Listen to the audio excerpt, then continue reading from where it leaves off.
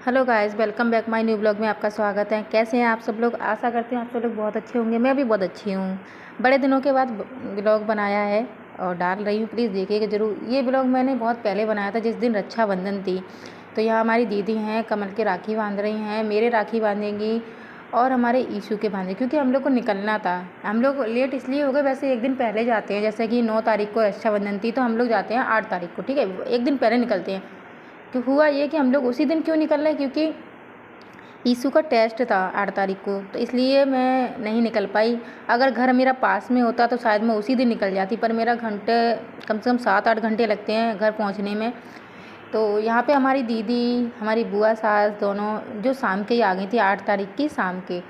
तो मॉर्निंग में निकलना था, तो सब लोग जल्दी से रेडी हो गए। दीदी वगैरह बुआ सब नहा धो ली, मैं भी नहा ली, खाना आना रेडी कर दिया था मैंने, क्योंकि बुआ सास आई थी। अच्छा नहीं लगता है कि बिना खाना खिलाए या ऐसे वो जाएँ या मैं ऐसे निकल जाऊँ बिना बनाए। तो ठीक है, मेरा तो खुद ही अलग है सबसे।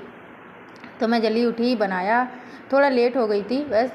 तो दीदी देखो मेरी यहाँ पे तिलक कर रही हैं, राखी बांधेंगी। बहुत अच्छा लगता है जब अपने लोग मिलते हैं, बहुत अच्छा लगता है।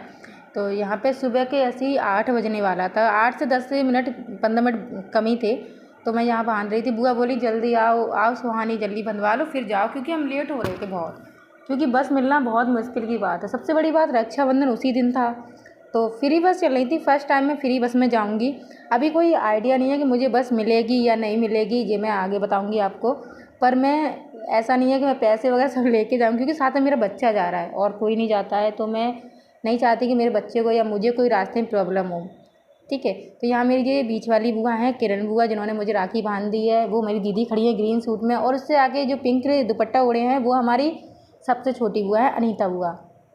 तो मैंने आपको पहले भी दिखाया होगा, जब मेरा रक्षाबंधन का पहला ब्लॉग आया था, पहले ही वो जो साल निकल चुकी है, तब ये सब लोग को मैंने बहुत अच्छे से वीडियो बनाई थी। तो यहाँ मेरे ईशू वीडियो शूट कर रहे थे। उनका तो आप जानते हैं किस तरीके से शूट करते हैं, आधा दिखता है आधा नहीं दिखता है। तो दी बुआ वगैरह मेरे बांध रही थी, तो गांठी बोली बुआ कि ज़रा 1-2 गांठी राखी खोलो, तब तक मैं पूजा भगवान जी को बांधती हूँ, कान्हा जी को। मैंने कि ठीक है। तो सारा काम मेरा हो चुका था, बस सेवइयाँ रह गई थी, वो मेरी मम्मी बना रही थी। तो क्योंकि मुझे ही बहुत लेट हो रहा था, बहुत ज़्यादा लेट हो रहा था। देखो देखो हमारी बुआ जी कान्हा को राखी बांध रही हैं। तो बहुत अच्छा लगता है जब बुआ वगैरह आती है ना, बहुत प्यार मिलता है मुझे बुआ लोगों से, बहुत ज़्यादा। क्योंकि देखो सामने तो सभी प्यार करते हैं, पीछे का कुछ नहीं पता, ठीक है। तो यहाँ बुआ राखी बांध रही थी। बुआ बोली लो ईशू तुम्हारे ही बांधे, तो ईशू के ही बांध रही, क्योंकि हम लोग को बहुत जल्दी ही निकलना था। क्योंकि अगर हम लोग और भी लेट निकलते तो शाम के पहुँचते वही 4-5-6 बजे तक, क्योंकि 7 घंटे लगते हैं। दूसरा फेस्टिवल हो रहा है, बस मिल जाए या ना मिल पाए, दोनों ही बात हो सकती है। तो सब लोग कह रहे थे कि एक दिन पहले निकला करो, बुआ भी कह रही थी। मैंने बुआ क्या करूँ, इसका टेस्ट था, इस वजह से मैं लेट हो गई। नेक्स्ट टाइम देखते हैं, कोशिश करेंगे जल्दी, क्योंकि कभी स्कूल का कोई पता नहीं होता है, स्कूल के क्या रूटीन हो जाते हैं, एकदम से पेपर एकदम से टेस्ट, ऐसा कुछ नहीं इनका। तो यहाँ मेरे ईशू पैर छू रहे हैं बुआ अपनी दादी का। तो अभी निकलते हैं जल्दी जल्दी। दीदी बोली जल्दी निकलो। खाना वगैरह मैंने अपने लिए पूड़ी की सब्ज़ी, आलू की सब्ज़ी और छोले की सब्ज़ी जो ड्राई बनाई थी वो रख ली है। तब निकलते हैं रोडवेज की तरफ, ठीक है, जहाँ हम लोग जा रहे थे। हमारे घर से कम से कम 2 से 3 4-5 किलोमीटर मान लीजिए।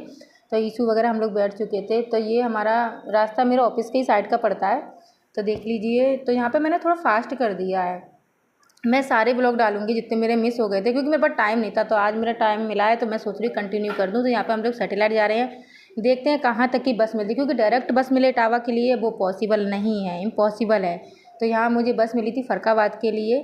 तो हम बैठे थे, क्योंकि मुझे सीट नहीं मिली थी, तो हमारा ईशू को मैंने बैठा दिया। मैंने लल्ला आप बैठ जाओ, मैं वो देखो सामने ईशू बैठे हैं, कोई आंटी दीदी थी उनके साथ में। मुझे सीट नहीं मिली थी, मैं खड़ी थी, बहुत डिफ़िकल्ट हो रहा था। जहाँ पे देखिए इतना बारिश का पानी था, इतना बारिश का पानी था, ये सब पूरा फिल हो चुका था। सारा ही जो खेत वगैरह खलिहान वगैरह जो भी खेत थे, सारा ही यहाँ पे ऐसे पानी भरा हुआ है। बारिश भी हो रही थी, बस मौसम बहुत ठंडा था। वो फाइनली मुझे सीट मिल चुकी थी।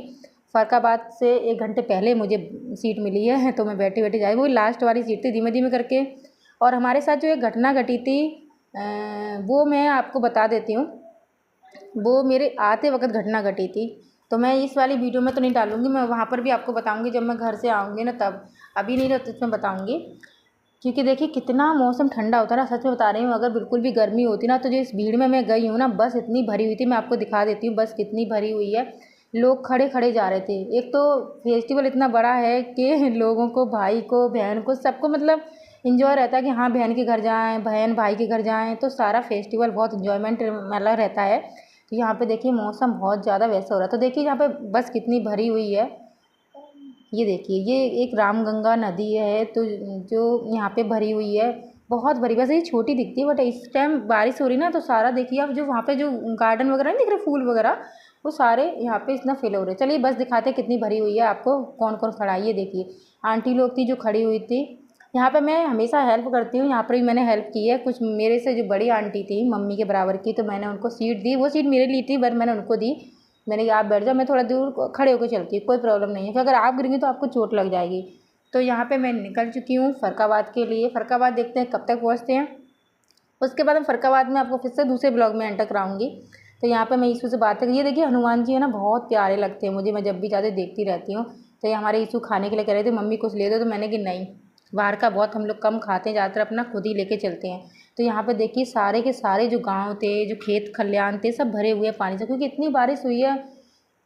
मतलब होती है, मतलब इतने सारे डूब जाते हैं, बहुत लोगों का नष्ट हो जाते हैं जो पौधे वगैरह, जो वो होते हैं ना अनाज वगैरह, बहुत दिक्कत। तो देखिए यहाँ पे जो कितना भरा हुआ है, ये देख लीजिए आप। अभी जो खेत हैं सारा भरा हुआ है। तो यहाँ पे जो फ़रक़ाबाद की जो नदियाँ आती है ना, वो भी देखिए कितनी भरी हुई है। यहाँ से स्टार्टिंग ही मान लीजिए, स्टार्टिंग ही हो गई है, बहुत बड़ी लग रही है। मुझे तो पानी से वैसे ही बहुत डर लगता है, क्योंकि मुझे ये लगता है कि अगर पानी का सफ़र करना है ना, कि पानी से बोटिंग वाले, या तो तैरना आना चाहिए। मेरी थिंकिंग है यार, मुझे बहुत डर लगता है। पर कहते हैं ना भगवान साथ, भगवान का आशीर्वाद तो कुछ नहीं हो सकता। तो यहाँ पे देखिए ये फ़रक़ाबाद का पुल है जो बहुत फेमस है। इस साइड मतलब जो कुछ गर्मी हो जाती है उनके यहाँ पे क्या बताएं, और साइड मेला लगता है। तो यहाँ पे हम लोग आ चुके हैं फ़रक़ाबाद। तो फ़रक़ाबाद का माहौल देख लीजिए कैसा है। भीड़ अभी आपको कम दिख रही, पर भीड़ बहुत ज़्यादा है। ये देखिए, आप देखिए बहुत भीड़ है। यीशु कह रहे बस ढूंढो। Next blog.